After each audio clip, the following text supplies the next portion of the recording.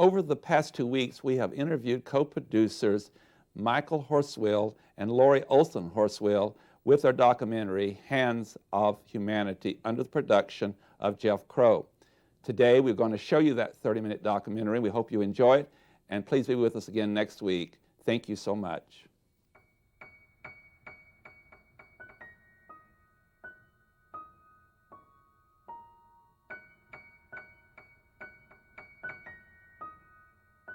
You have stuff to glue these things on, and you know the way they were supposed to go. Yeah, we're gonna set all the hands, set all the flags. Hold it up.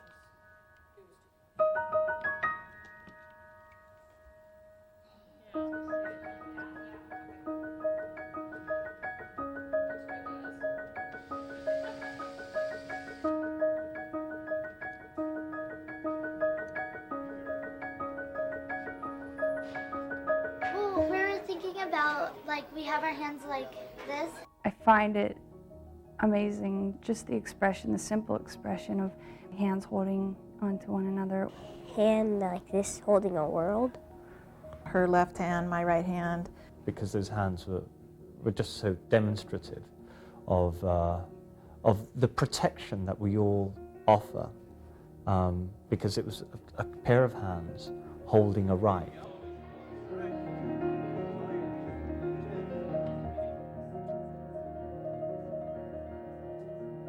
My hand and her hand, we're putting them together like this, and then there's this earth, and we're holding it, and there's three people. There's one that's going to be blue, and then two that I think are going to be pink, and it's about freedom from discrimination. People holding hands and smiling and being happy, and that was what human rights and getting along and what the issues were to her. I think the realities of dealing with the arts and human rights really creates potential for expression. So there's a connectedness to the creative potential of the individual, which directly relates, in my opinion, to the creative freedom of people everywhere. And I think that's the power of art, to express the innate freedom, innate creativity that everyone has.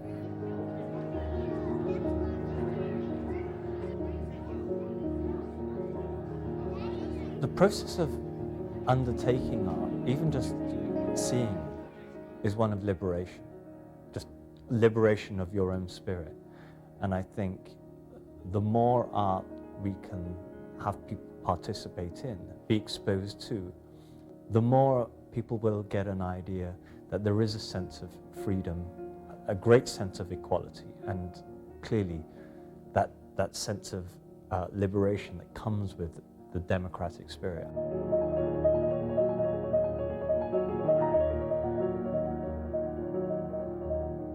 The Universal Declaration of Human Rights was written by the United Nations after World War II. I believe it was finally finished in 1948. Eleanor Roosevelt was responsible really for chairing the whole committee that wrote that. And it was in response to the atrocities of World War II. Essentially, it's a declaration that all human beings on the planet have inalienable rights for all kinds of freedoms. We live in a world where that necessarily isn't the case. And living here in Coeur d'Alene has been a challenge because we have had human rights issues here in Coeur d'Alene. 10 years ago, I was the Vista at St. Vincent de Paul, and I took on Art on the Edge in response to the cycle that I witnessed in the shelters at St. Vincent de Paul. And basically, we were looking at kids who were coming from families who came from families who were desperate and didn't understand what their choices were. I understand that art is a great tool for learning a lot of skills, and one of them is how to make choices, how to problem solve. I have two sections of three-dimensional design that consists basically of about 30 students, which is coincidentally the number of articles in the Universal Declaration of Human Rights that we're going to be working on. We're going to be pairing up a number of those students with children from Art on the Edge, and together they're going to create a sculpture for the library. We volunteered to go down to Art on the Edge and participate in a collaborative project. I just love people, and I thought, what a cool opportunity to meet a young person that's interested in art. Having small children, I know that it's important to do these sorts of things, and I'm into art, so it just worked out perfectly to to be involved in this? So we work really closely with the shelters and transitional housing. So we have a lot of the kids coming from that environment, as well as homeschoolers, different school, elementary schools are represented. Just the opportunity to get out of the classroom and not work by myself on a project, because I think it's really easy when you're doing art projects just to get into your own little world and think I have great ideas and produce something. And the opportunity to work with someone else, especially a child, and children just have great ideas, great imaginations. It was an organic process. It was, when you have, there's so many logistics involved with working with 30 college students and then Art on the Edge students, and then the complexities of dealing with the sculpture itself and acquiring materials for that and bringing that all together in a short period of time is challenging. But that's art. Art's challenging. That, I think, is what college is about. It's really about the community. Schools have to open their eyes and understanding and their approaches in order to look first at what it is going on in the community and then to look at the process of learning. Service learning is a great way to bring those ideas into the school.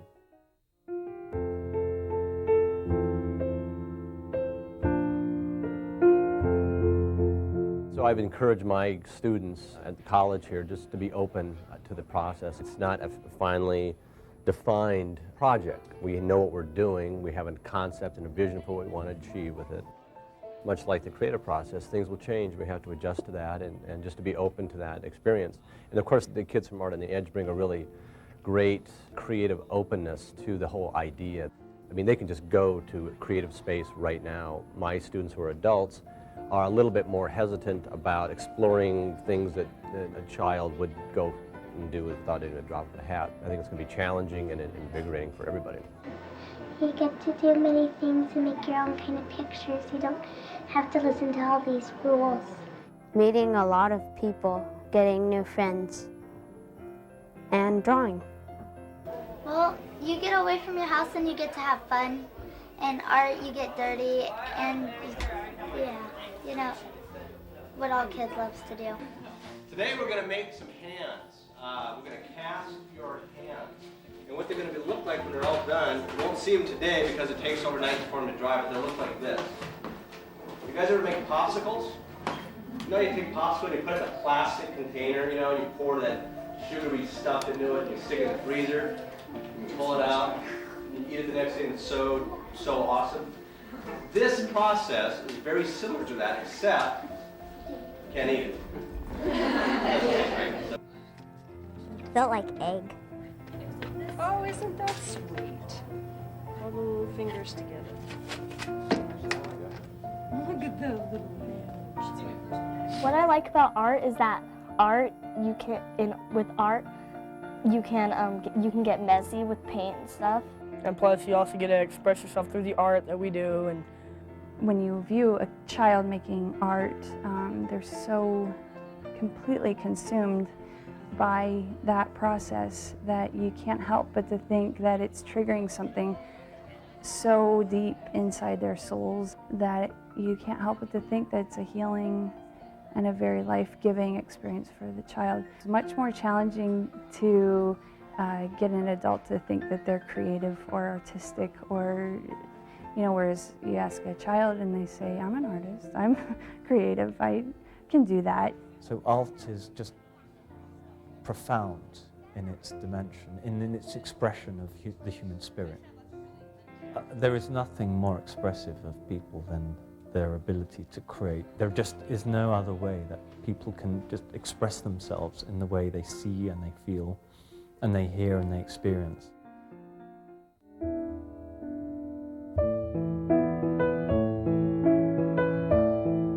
Art is a great tool for learning problem solving, choice making.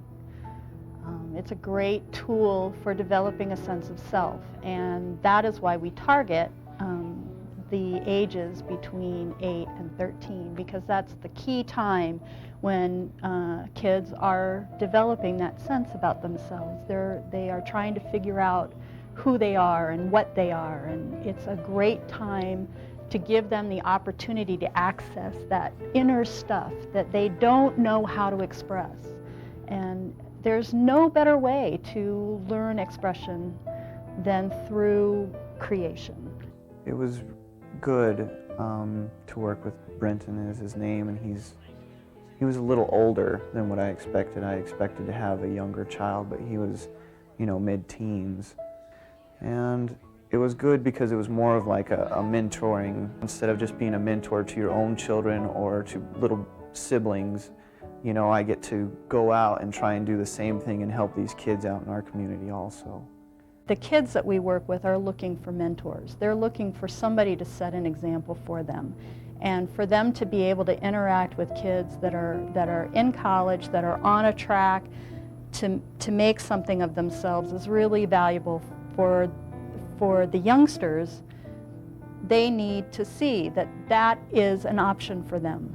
She was totally the architect on it, She drew up the blueprints basically, and I was just the grunt. Yeah, it was neat though. I mean, when I brought the pieces that I'd cut out of styrofoam to the second meeting, she just jumped right in and started painting on them. She was not inhibited in any way. She goes, "That's exactly what I was thinking." A child's viewpoint is so innocent. It hasn't been corrupted yet. And just letting her draw. I just said, just draw. Draw what you feel, draw what you think things mean. I got attached to my kid. They get attached very quickly. And we forget about that, I think, when we get to be adults, especially when we don't have children. We forget that there's little people out there and that they're influenced by us. I would hope that the children would look to the college students as mentors or some role models in some way, someone that they can think about as a positive influence in their lives, or someone that they can think about as being that person that really called something out of them.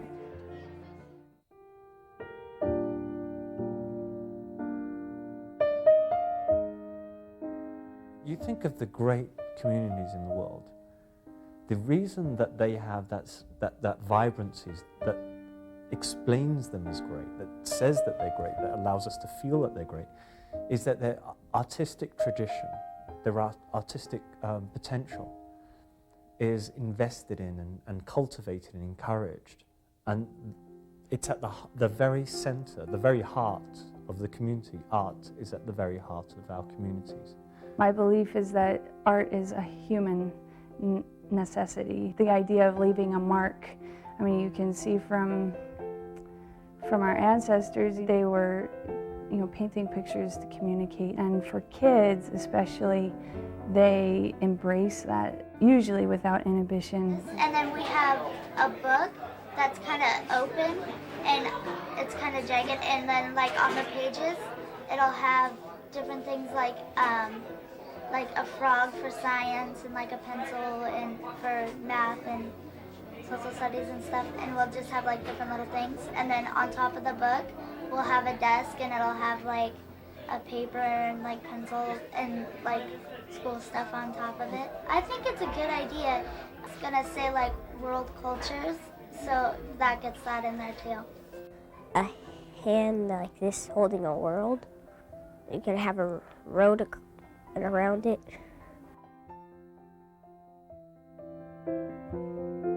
So what we're gonna do is we have like a piece of wood and we're gonna chip it out with using chisels, Dremels, and stuff like that.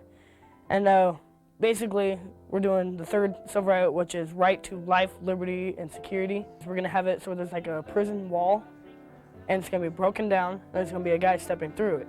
People have the liberty to be free, and then the guy's gonna be life, like being born again. So we're gonna have one guy to stand there saying like, come, welcome, I mean, you're secure. That's gonna be for the security. When you think of liberty and freedom, we're thinking about walls being broken and movement. And so we wanted to portray a person walking through a broken wall, coming out of the darkness into light.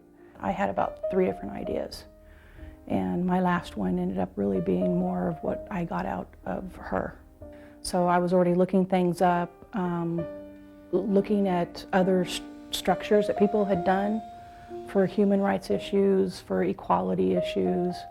a lot of people don't know about artists is that we research and look and dig and draw and throw away 90% of what we do goes up on a shelf.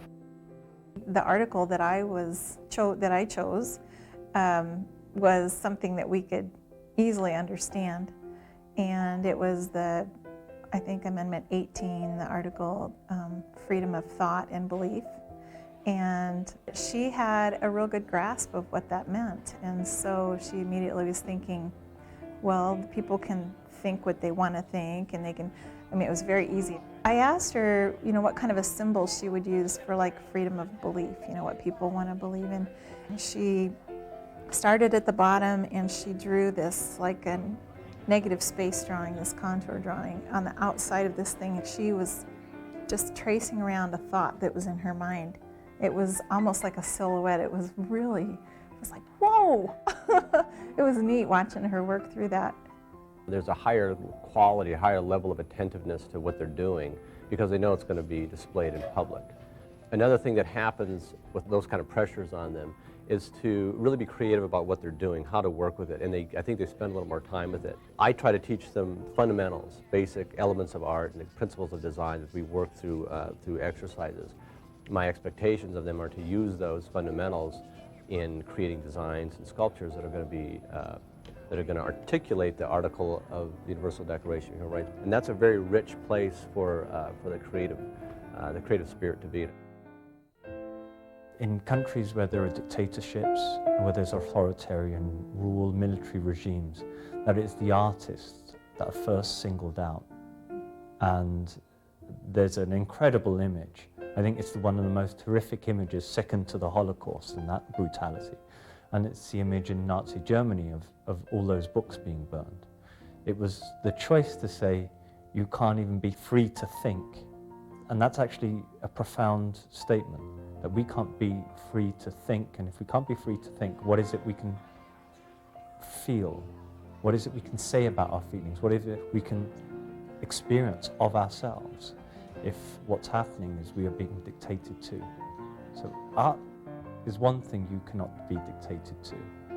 For instance, we have one of the articles is freedom from discrimination, you know, and so what I ask the students that are going to work with something like that would be to get together with the child when they first meet. We're going to team them up and kind of get them to know each other, give them some paper and drawing materials, and allow them to just explore creatively the idea of discrimination. And one of the things, of course, would be to ask the students if they understand what discrimination is. One of the girls had just done a paper at school about that whole issue of you have the right to not be discriminated against. So she really embraced that article because she could look deeper into that and look into what state the world is in different countries where that's not happening, and even with our own community. And I've asked my college students to discuss maybe some stories or some ideas that would be helpful to them to teach these children maybe some interpretations of what that means. And she actually gave me examples of school, how there was a kid that had braces at school, and people would make fun of them and call them brace face. She goes, that's not really right, is it? And I said, well, no, not really, because you're treating them differently. And now people with glasses, you call them four eyes. That's right, you know, you're treating them differently. So just her little innocent ways, she totally understood what it was all about. And I thought that was really neat, because we don't think of it that way, that simply. As adults, we try and make it a lot harder. Together then, they will formulate through drawings and writing some ideas that maybe they would like to think about, you know, what that might look like. What would discrimination look like, do you think, if we were to make it? Is it about separation? Is it about inclusion? Is it about exclusion? What's it about? I think the qualities are important so that people aren't discriminated against, so they can have fun just like anybody else, whether they're a boy or girl, what color they are, what religion they are. We're going to use then those drawings and those writings as the background for the sculpture, where the hands will be then cast from hydrostone and attached to that wooden structure. As my students work on the idea and get it sort of figured out, they'll bring it into the Art on the Edge and allow for these kids to work on it together so they feel like there's a sense of ownership in that sculpture. And then when it's up in the space, the kids can come over and see it and say, yeah, I did that, that's pretty cool. A great project and everything, because a lot of people here don't really know about the human rights and everything. And this is giving people a chance to learn while doing art. About everyone should have the rights about everything that they, in every kind of country. Other people can go to other places. 3 people, a man, a woman, and a little baby, and they're going to be holding the baby. Everyone has the right to a free public education, and I think that's true because in some countries, and you're not learning to your full benefit, like you should be. So I think that's a good right. Some of the kids aren't experiencing that feeling of home or love, or in some areas of their lives. But when you get them to think about, well, everybody deserves this, and this is good, and this is what we want to encourage in our world, I think they really understand that, and they can embrace that concept, although they might not be 100% experiencing it. In this area which is supposed to be known for the Nazis, which is bizarre really, because in fact the reverse is true. This community worked against the Nazis quite successfully. People around the world will have an idea that this is a community that actually values its cultural expression and seeks to experience the liberation, the freedom of the spirit that comes through art.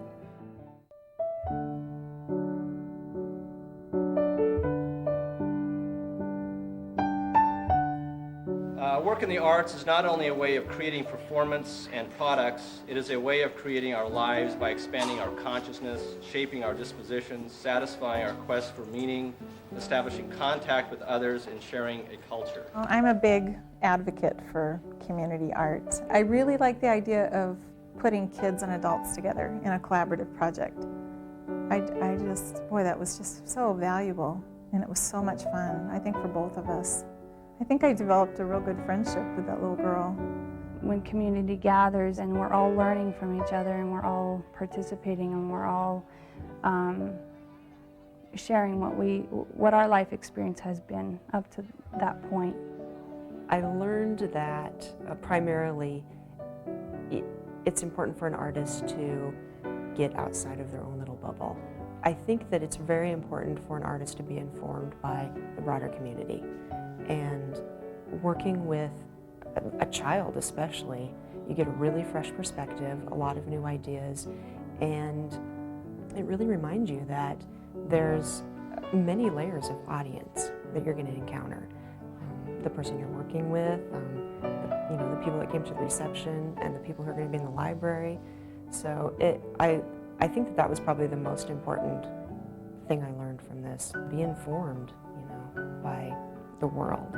Spiral is everlasting, and it never meets at the same point, and I find that's an incredible image alone, plus all the intricate details of every single article represented, the stories that it tells, and I know that the kids, just seeing them that night, pointing up to their mark, the things that they had done, and oh, that was my idea, and oh, that was my friends, and that's my sister's, and to see them pointing up and being with a smile on their face and being so proud of themselves, and to get that affirmation from all the people in that room, that is invaluable. Well, we definitely are looking more into public art, and I think that the reason is part of our goal is to get the kids to be more community-minded, and for them to be able to create something that is valued by the community. There's not much better way to give them a real sense of pride about what they're doing. The final step in the creative process is getting confirmation from somebody that you have created something. that public art is really the articulation of the creative spirit. It's essentially enlivens our environment and enriches our experiences as human beings. I mean, getting these kids in at this period of their life associated with arts, associated with college, with education, and then having that interaction, that relationship result in something that other people will see and say, oh, little Jimmy, I saw your piece, that is fantastic. They come by and see it. That's going to have, I think, huge ramifications for their life. I mean, I think it's going to really enrich them and enrich us. And so you have to put time and effort and energy into that liberation of the spirit, the freedom of that spirit. I think to get confirmation from a community that you have just added value to the space, because we want this experience for the kids to be powerful. If there wasn't art, it'd just be like a black and gray area. It's about the only way I can put it. It adds color, zing, taste. That art is a way that we can really help bring everybody together. It's something that so many people are involved with, and it's important.